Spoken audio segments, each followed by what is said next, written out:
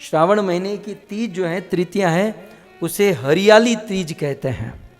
ये हरियाली तीज के दिन सिंधारा उत्सव होता है। हमारे ब्रज में भी होता है और संसार में भी अनेक जगहों पर होता है। श्रावण मास की जो तृतीया है, और तृतीया के दिन सिंधारा उत्सव में लड़की वाले जो है बहुत सारे भोजन, आभूषण, जितनी योग्यता कैपेसिटी है वो सामान लेकर लड़की वाले अपनी बहन के पास जाते हैं और हरियाली तीज के दिन अपनी बहन को अपने मायके लेकर आते हैं और पूर्णिमा तक, रक्षाबंधन तक, 15 दिन तक वह बहन अपने मायके में रहती हैं और फिर वापस अपने ससुराल में चली जाती हैं। तो इस प्रकार हरियाली तीज जो है, हरियाली तीज को एक बहन जो ससुराल में रहती हैं वो अपने मायके, अपने माँ बाप के घर पर वापस आती हैं 15 दिन के लिए। तीज से लेकर रक्षाबंधन तक वो अपने मायके रहती हैं और फिर अपने ससुराल में चली जाती हैं। हरियाली तीज आज भी हमारे ब्रज में मनाया जाता है। हमारे कुछ इस्कॉन मंदिर में भी इस उत्सव को मनाते हैं। हरियाली तीज के दिन हरे रंग के वस्त्र भगवान को पहनाए जाते हैं। केवल वस्त्र ही नहीं, भगवान की सारी वस्तुएं, जितनी भी सेवा में भगवान को जितनी वस्तुएं लगती हैं, वे सारी वस्तु ग्रीन कलर, हरे रंग की भगवान को अर्पण की जाती हैं। सो इस प्रकार हरियाली तीज के दिन ये उत्सव होता है। अब आइए ब्रज में 5000 वर्ष पूर्व हरियाली तीज के दिन क्या उत्सव हुआ था, हम इसका श्रवण करते हैं। श्रीमती राधा रानी का विवाह लीला की दृष्टि से, अब भक्तों अपने मन को, अपनी बुद्धि को संसार के धरातल से थोड़ा ऊपर उठाना होगा, क्योंकि हम भगवान की विशुद्ध लीला सुन रहे हैं और इस लीला में यदि कोई संशय होता है तो फिर वो हमारे पतन का कारण होता है। इसलिए पूर्ण श्रद्धा से इसे श्रवण करना चाहिए। वैसे राधा और कृष्ण दोनों पति पत्नी हैं। एक बार किसी ने पूछा कि राधा का विवाह कृष्ण के साथ क्यों नहीं हुआ। राधा का विवाह कृष्ण के साथ इसलिए नहीं हुआ क्योंकि राधा और कृष्ण एक ही है। वे दोनों अलग हो तो शादी करें ना, जब एक ही चीज है तो शादी कैसे करेंगे। इसलिए शास्त्र में कहा गया है, राधा पूर्ण शक्ति कृष्ण सर्वशक्तिमान। राधा पूर्ण शक्ति कृष्ण सर्वशक्तिमान। दुई जन भिन्न नाही शास्त्रेर प्रमाण। दुई वस्तु भिन्न नाही शास्त्रेर प्रमाण। शास्त्र में प्रमाण करके दिया गया। शास्त्रेर प्रमाण क्या है कि राधा पूर्ण शक्ति और कृष्ण शक्तिमान। दो ही वस्तु भेद नहीं, ये दोनों वस्तु में भेद नहीं है, शास्त्रेर प्रमाण। सो राधा और कृष्ण में कोई भेद नहीं। राधा कृष्ण है, कृष्ण राधा है। जब पर्सनैलिटी ही एक है तो शादी करने की क्या बात। लेकिन वही राधा और कृष्ण जो दोनों एक हैं, वो लीला करने के लिए इस धरती पर आए और दोनों ने अलग अलग रूप धारण किया। और परकीय रस का आस्वादन करने के लिए वैकुंठ में, गोलोक में स्वकीय तो चलता था, स्वकीय आनंद यानी जो अपने हैं, अपनों के साथ प्रेम करके आनंद, ये तो ब्रज वैकुंठ में चलता था। लेकिन विशेष आनंद लेने के लिए, परकीय रस का आनंद लेने के लिए और विप्रलंब रस, विरह रस का आनंद लेने के लिए भगवान ने और राधा रानी ने अलग अलग रूप धारण किया। और राधा का विवाह अलग जगह पर हुआ, कृष्ण का विवाह अलग जगह पर हुआ। एक ही स्वरूप के दो भिन्न रूप हुए और दोनों का विवाह अलग अलग जगह पर हुआ। सो कहते हैं श्रीमती राधा रानी का विवाह ब्रज में एक गांव है जिस गांव का नाम है जावट।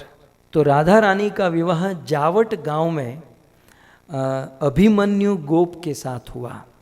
ये महाभारत का अभिमन्यु, सुभद्रा का पुत्र, अर्जुन पुत्र अभिमन्यु नहीं है, ये ब्रज का अभिमन्यु है। अयन घोष अभिमन्यु के साथ श्रीमती राधा रानी का विवाह हुआ। अभिमन्यु तो लड़का अच्छा था, ये गोप अच्छा था, सीधा साधा भोला भाला, पण एना सासू अने नणंद माथा भारे હતા। माथा भारे समझो न तमे। उनकी सास और ननंद जो थे वो थोड़े से स्ट्रॉन्ग थे। सास का नाम था जटिला और ननंद का नाम था कुटिला। राधा रानी के ऊपर इतना रिस्ट्रिक्शन रखते थे। बेचारी पूर्ण पवित्र श्रीमती राधा रानी पनघट पर पानी भरने जाती हो तो जटिला और कुटिला उनके पीछे पीछे चले। कोई दोष न हो फिर भी राधा रानी से कोई दोष निकाले। अनेकों प्रकार के रिस्ट्रिक्शन में रखना, अनेकों प्रकार के प्रश्नों को पूछना और राधा रानी को अक्सर बहुत बहुत परेशान करना, इस प्रकार से उनकी गृहस्थी में चल रहा था। इस प्रकार से चलते चलते चलते श्रावण महीना आया। सो इस श्रावण महीने में जैसे मैंने आपको कहा कि हरियाली तीज को एक भाई अपनी बहन के घर पर आता है और अपनी बहन के घर पर अनेकों सारी भोजन की वस्तु, ये अनेकों भेंट लेकर बहन को भेंट करता है और फिर ससुराल से अपनी बहन को ले जाकर मैके में 10-15 दिन तक वो रखता है। राधा रानी देख रही है कि मेरी अन्य जो गोपियाँ सखियाँ हैं उन सब के भाई आकर उन गोपियों को लेकर गए, लेकिन मेरा भाई श्रीदाम अब तक नहीं आया। राधा रानी खिड़की से राह देख रही है, थोड़ी भी कोई आवाज़ चूक आए तो राधा रानी खिड़की में जाकर देखे मेरा भाई तो नहीं आया, मेरा भाई। भक्तों, रक्षाबंधन आ रही है। एक बहन को अपने भाई की बहुत आशा होती है और हम लोग अपने जीवन में इतना भी बिजी न रहे कि अपनी बहन को याद न करें। कम से कम, वैसे तो रोज़ याद करना चाहिए, परंतु एटलीस्ट साल में एक बार जब रक्षाबंधन का दिन होता है तो 10-15 दिन के लिए बहन को घर पर बुलाना, उनको याद करना और हो सके उतनी बहन की सेवा करना। देवी देवता के मंदिर में जाकर पैसे थोड़े कम ज़्यादा चढ़ाओगे ना, कोई प्रॉब्लम नहीं है, लेकिन अपनी बहन को प्रसन्न रखो, अपने घर परिवार को सुखी रखो, ये हमारी पहली जिम्मेवारी है। खैर, तो यहाँ पर राधा रानी राह देखती थी, मेरा भाई नहीं आया। कुछ समय के लिए राधा रानी के मन में ये भी हो गया कि कहीं मेरा भाई नहीं आएगा तो इस साल मैं मेरे माँ बाप के पास वापस क्या नहीं जाऊंगी।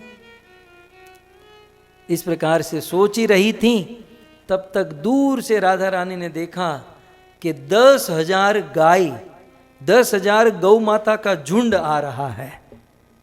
और धीरे धीरे धीरे जब वो झुंड निकट आया तो पता चला कि राधा रानी का भाई श्रीदाम 10,000 गाय को लेकर आया है।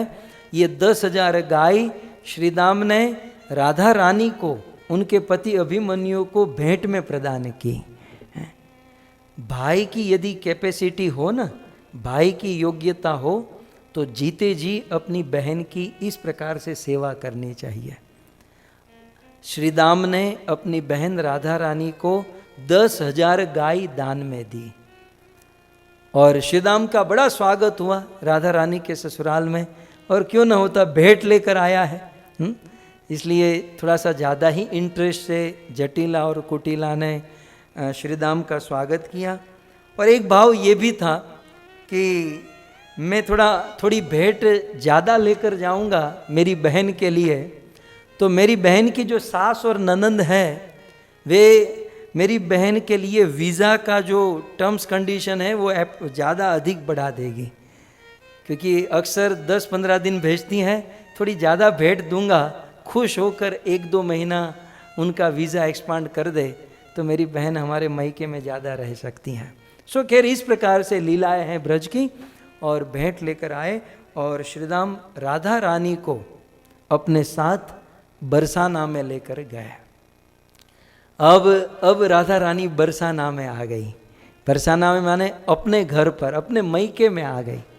अब आप जानते हो ना कि एक लड़की जब ससुराल में होती है तो बड़ा सा रिस्ट्रिक्शन होता है, बहुत कुछ उन्हें सोच समझ कर चलना होता है। लेकिन जब वो अपने मैके आती हैं तो चैन की सांस लेती हैं, थोड़ा रेस्ट करती हैं, आराम लेती हैं, चैन की सांस लेती हैं, और वहाँ रिस्ट्रिक्शन भी नहीं होता। तो जब राधा रानी बरसाना आ गई अपने वृषभानु बाबा कीर्तिदा के घर पर, तो ललिता, विशाखा, तुंगभद्रा, चित्रलेखा, ये सारी सखियाँ आई और कहा चलो राधे हम लोग वन में विचरण करने जाते हैं। ये सारी सखियाँ राधा रानी को बरसाना के वन में लेकर गई। लेकिन इन सखियों ने देखा कि हमारी राधा प्रसन्न नहीं है, और राधा प्रसन्न नहीं है इसका कारण ससुराल में वो जटिला और कुटिला का इतना प्रकोप था, इतना उनका तनाव था, इतना आतंक था कि राधा रानी का माइंड थोड़ा सा डिस्टर्ब था वो सोच कर। तो इसी श्रावण मास के प्रारंभ में राधा रानी की सखियों ने देखा कि राधा चिंता में है, राधा का मूड बराबर नहीं है। ललिता, विशाखा आदि सखियों ने सोचा कि राधा के मूड को बराबर करने के लिए क्या करें। बोले सावन का महीना आ चुका है, राधा के मूड को बराबर करने के लिए हम झूला बनाते हैं। देखो झूले की शुरुआत यहाँ से हुई। तो ललिता, विशाखा आदि सखियों ने मिलकर राधा के लिए बहुत सुंदर झूला बनाया और श्रीमती राधा रानी को उस झूले पर बिठाया, और ये सारी सखियाँ राधा रानी को झूले पर झुलाने लगी। जैसे अब झूला का वर्णन आचार्यों ने बहुत विस्तार से किया है कि झूले पर जो वृक्ष लगे थे, जो खंबे लगे थे, वो आकाश को छू रहे थे। सुंदर फूल, सुंदर माला, सुंदर वेणी से ये झूला सजा हुआ था। और राधा रानी को जब झूले पर बिठाकर झुलाने लगे तो मोर, कोयल, इवन कौवे आकर भी सुर में गाने लगे और राधा रानी के मन को बहलाने लगे। और भक्तों, ये सारी सखियों ने मिलकर राधा को झुलाया। अब झूला ऐसा होता है ना, झूला झूलने से जो पीड़ा होती है, जो दुख होता है ना, वो विस्मृत हो जाता है। इसलिए आप देखोगे कि जब कोई बंदा, मतलब कैसा स्वस्थ बंदा, कोई स्वस्थ आदमी जब झूले पर बैठता है और थोड़ा सा झूलता है तो उसे नींद आ जाती है। क्योंकि झूला एक ऐसी वस्तु है, जब झूला झूलते हैं तो वह जो दुख है, जो मन की गलत तरंगे हैं, वो सब विस्मृत हो जाती हैं। तो ब्रज की गोपियों ने, सखियों ने राधा रानी को उस झूले पर बिठाया, झुलाया।